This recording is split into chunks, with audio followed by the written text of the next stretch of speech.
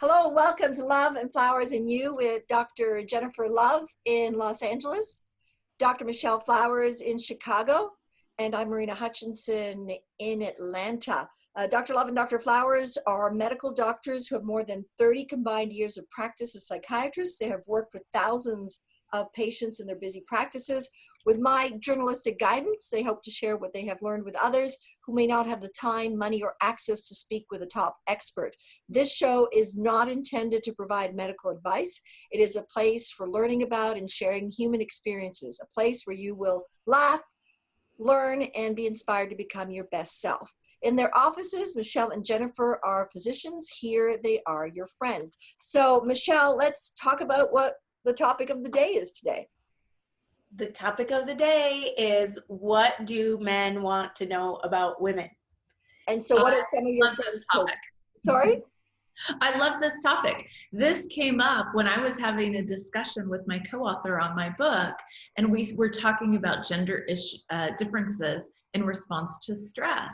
And it kind of evolved into this, hey, we should do a podcast on what men want to know about women. And so we started asking people to submit these questions. And I mean, they're so random. We have this collection. I don't even know how to even start with this, because some of them are just outright hilarious. Okay, so let's start with which, do you want to start with one of your hilarious ones, or with Michelle starting with some of hers? Michelle, start with some of yours, because I have to pull mine up on my email. Okay, go ahead, Michelle. So we had this huge range from what does it feel like to wear their underwear to how do you approach them. Wait, they want to wear our underwear, or we want to wear their underwear? I think the question is, what does it feel like to wear women's underwear? And I don't know that we have to even talk about that. Like, feel free to get on a pair and try it, is what I say. Well, it would feel very different for them than for us, don't you think? Well, for sure. Okay, let's go to a different question. I think that's counterproductive. This is what they want to know. Okay, well, how does it feel to wear women's underwear? I mean, I don't know. I think I personally think it feels bothersome, but maybe that's because I've never had expensive enough underwear. Yeah, it is bothersome, and in fact, yes, it is bothersome. It is very bothersome. I guess it just feels like, like tights, or it's just, even like bras, are just tight and they're constricting and you can't wait. Well, bras are the worst. I don't mind like undergarments. Like, I don't even know that I'm wearing those ever. Like, but yeah, bras are the worst. I mean, if we could just get rid of those without every perv in the world bothering us. So underwear, uncomfortable. Can't wait to get it off. They'll be happy to hear that. She's not wearing any right now. I mean, as soon as I get home, I like to put my sweatpants on or my gym pants or something more comfortable. That's, oh yeah, absolutely. Take all the uncomfortable underwear off. Same. Okay, so next question, Michelle. What other questions you have? I think the question that we got that was hardest to answer is, how do you know when a woman wants to be approached, or when she's interested in you? So if you're out at a gathering, or if you've been friends for a little while, like, what are the signals women give that let a man know that she's interested? I would guess that they kind of look back and they smile, but what are your insights as psychiatrists? I think it depends on the context. What are we at a party? Are we at a bar? Are we talking about the library? Are you in class? Because it's difficult, because a lot of people are really friendly. I'm pretty introverted, so I would always give off the message that I'm disinterested in anyone, just because, yeah, I'm pretty introverted. And someone like Michelle, who's super bubbly, probably every man on the planet is like, wow, this hottie blonde likes me. And so she probably got hassled a lot more when she was younger than I did. Yeah, I mean, and I heard a comedian say once that if this was a male comedian, he said, if a woman makes eye contact with you, you have a chance. And if she smiles at you, you're certain that she's ready to go home with you. And this has gotten me into I heard him say that, and I was like, oh, I'm giving off a signal by smiling. I think that's some men may think that, but I think that's a wrong signal. I mean, it may mean she likes you, but I don't know. I wouldn't say she's ready to go home with you. Yeah. Well, the answer that I came up with to this question is that it's just not that easy. It depends on the woman. It depends on the context. And it could be eye contact. It could be smiling. It could be touch. But none of those, there is no green light. So how about if you really like a woman, you ask her the question, like, where are you at right now?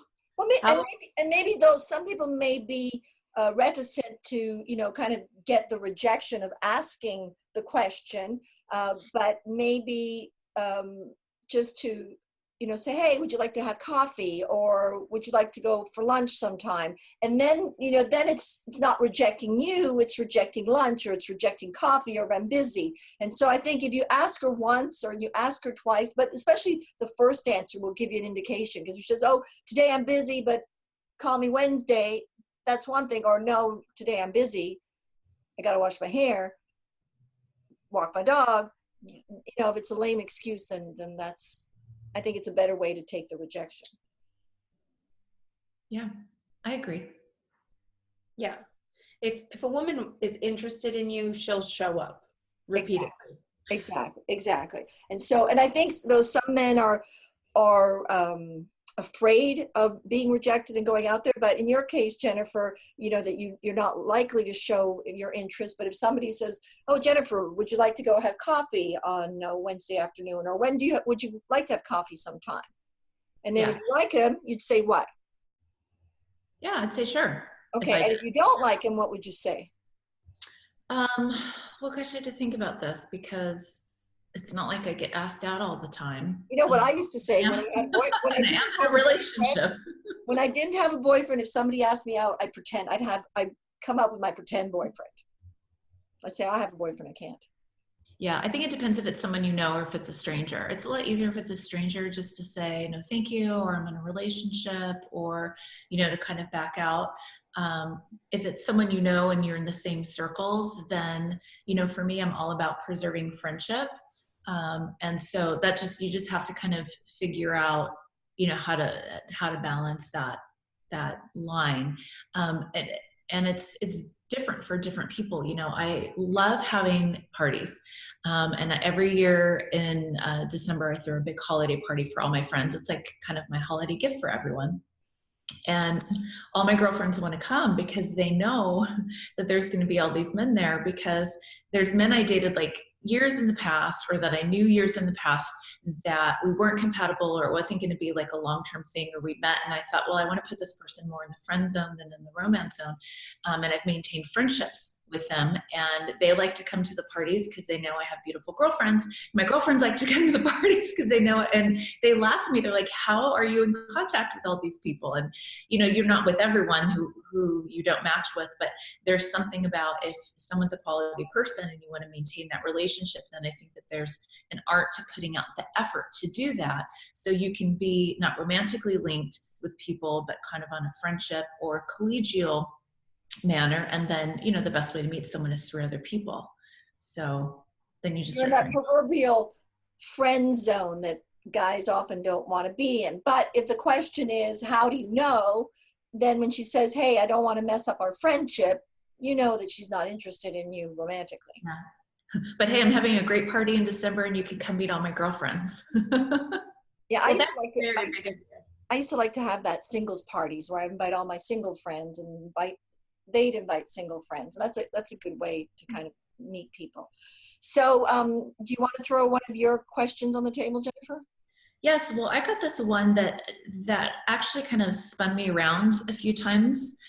When I first read it, it hit me a certain way, and then I read it again and it hit me a different way. So it'll be interesting to kind of hear what the two of you think about this, and then maybe some of our listener comments too.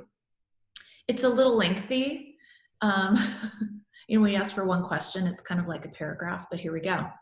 Standard male roles and behavior in their relations with women were quite different in the 1940s, 1960s, and 1980s compared to today. Not much has changed genetically in men across these years, so change has presumably come about by men applying self-regulatory and monitoring skills to adapt to prevailing cultural expectations. Our flexible self-regulatory and monitoring skills are key success factors for men in their relationship with women in the years to come. And your answer to that? Well, my first question to the two of you is, how does that question even come across to you? To me, I like it to be simpler. To me, as a journalist, first of all, that's rule 101 journalism. Ask one sentence questions. Don't ask 2-sentence questions, one at a time. And often you'll see that in news conferences, people ask 2 questions and the person will say, well, what was that second question? So to me, I would just want it to be kind of to the point of what it is that they want to know. Michelle? I'll tell you what the point is. The point is how the role has really changed. So what are we supposed to do now to keep you happy? Yeah, so when I read this, it was like I was looking at, the way that it struck me was, as things have changed from the 40s, 60s, 80s, and then as we've gone through today, men aren't genetically changing, but change comes because they apply these self-regulatory skills, these self-monitoring skills, and they're adapting to prevailing cultural expectations. And are these, skills important for men, in years to come for their relationship with women? And so for me, like, I first saw this like, well, yeah, flexibility is super important, of course, but I almost was a little offended because the idea of flexibility in gender roles like kind of says, well, as things change, then I'll flex to them. And I started thinking about women, and through the 40s, through the 80s, through today, and fighting for gender equality, and we're still trying to kind of break that glass ceiling and have equal roles and equal pay for equal work. And we're fighting for this because there are men who aren't giving this to us. And so the idea of, well, I'll be flexible, will I be a good partner if I flex to the changing times? For me, I think, well, you'll be a good partner if you're leading this, if you're crusading this, if you're going to your boss and you're demanding, pay me the same as you're paying this woman who's doing the same job as me. Or, why do we have 80 men in our company and 8 women? What are we doing about this? Or why in the leadership in the company? Or why every time we have a company-wide meeting, why are all the key speakers all men and why aren't there women? I think, so for me, I maybe kind of overanalyze this, and maybe this is kind of a sensitive topic for me, but I kind of read that question, like my answer to that question is like, why are you even asking this question? If you want to, like, don't change, like lead the way, like come with us and fight for what we need. Michelle, what is your answer to that question? Well, I didn't hear so much the flex. I guess I hear where you're going with the flexibility piece. The self-regulatory, the phrase self-regulatory behaviors was interesting to me. Like, what is it that you're regulating? Yeah, I don't know. Instinctual desire to what? So that was curious to me. I think maybe we can find out a little bit more about what that means. But I do think it's fair and reasonable to say to men, yeah, it's a little bit confusing about what women want you to do right now. Like, there are women who will get offended if you open the door for them, and there are women who will get offended if you don't. And I think having the ability to have a conversation where you're listening to what your partner is wanting from you or expecting from you, and being able to lead that conversation is extremely valuable. And I think it's, some writers or philosophers, I think a universal thought is that everyone wants to be understood. So I completely agree that if, the question may not be about flexibility, but it depends on the woman. So, you have to ask the woman, do you like to have the door open? Or do you prefer if I don't open the door? Do you prefer if I pay for dinner or I don't pay for dinner? So it depends on the woman, but I think ask the question and know the person. It is really amazing to me from the relationships with my friends and how many people have been together for decades, couple of decades, and really don't know each other. Yeah. Well, I think men need to remember that they need to just be inherently who they are. If they're the person who just gravitates toward opening doors, open doors. If you're the person who gravitates toward not doing that, don't do that. And you're going to self-select the type of partner you're going to have based on who you are. There's always room for growth, and there's room for kind of figuring out what your partner likes, but being yourself and doing what comes naturally, whether that's opening the car door or whatever that is. I think being genuine is the most important thing. I think I told the two of you before, my mom didn't date after my dad left for like over 30 years, and she finally started going out with a man, and he was a little older than her. So I want to say she was in maybe her late 60s. He was in his early 70s or mid 70s. And he was calling all the time. And sometimes she just didn't know, he didn't know how often to call, and she didn't know how to manage this relationship because she just hadn't really had one. And he just said to her one day, you know what? If you want me to call, just tell me what you want. If you want me to call you every day, I'll call you every day. If you want me to call you twice a week, I'll call you twice a week. He's like, just tell me what you want and I'll do it. And she just said this light bulb went off in her head, I can do that. It was just really endearing to see that. But I think it's important. So you can offer direction, but I think it's important for men to just be who they are.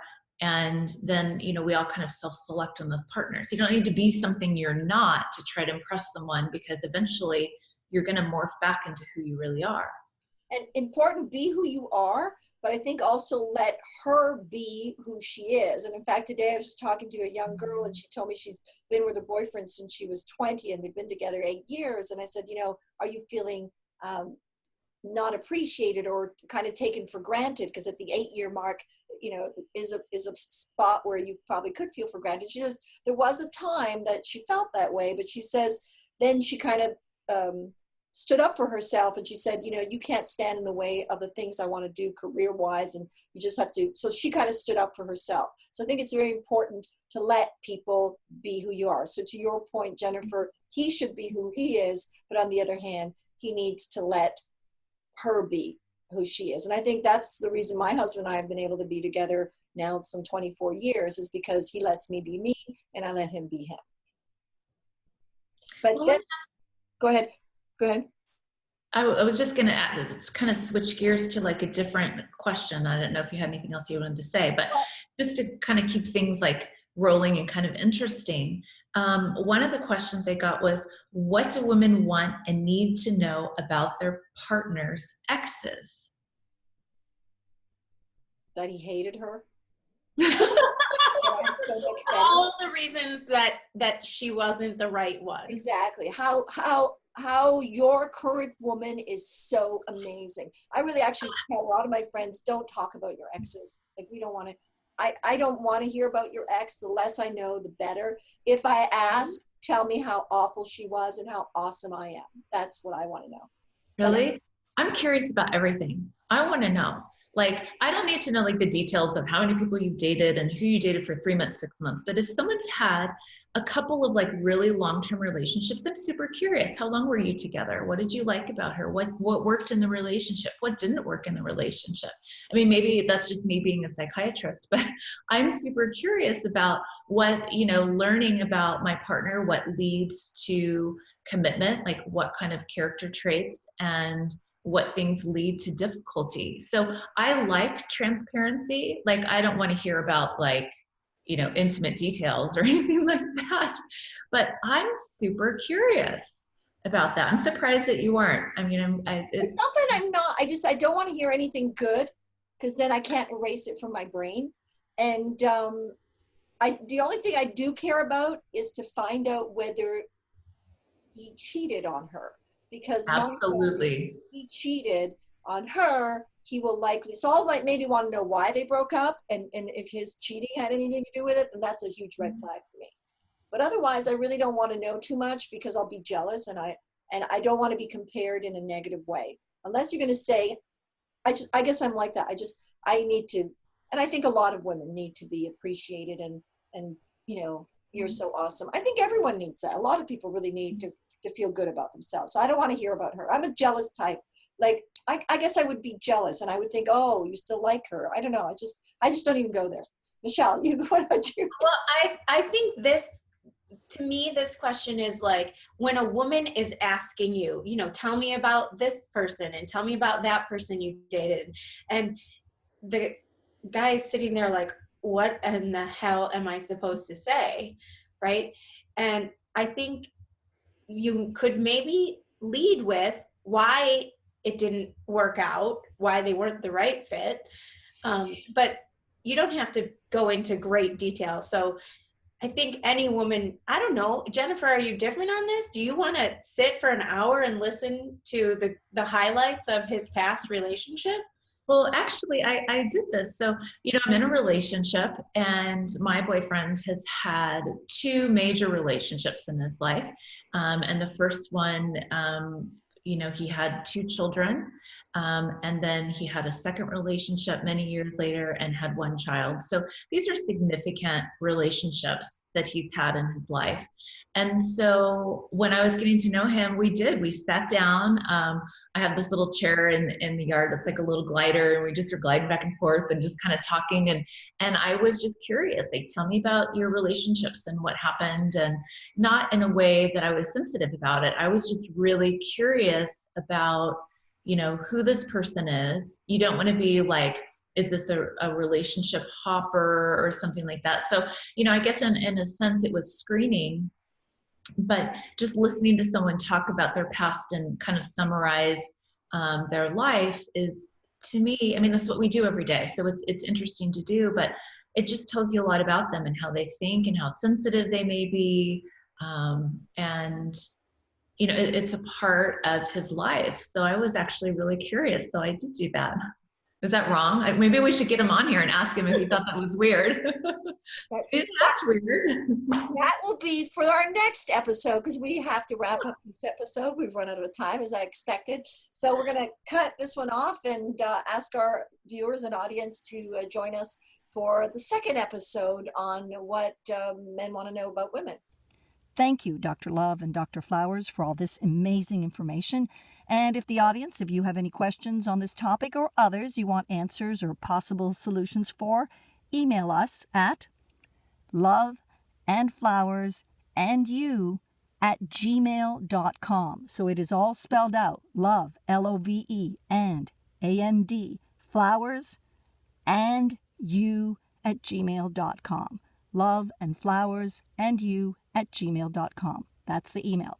And please don't forget to subscribe and download the podcast so you don't miss out on any of this life-transforming information.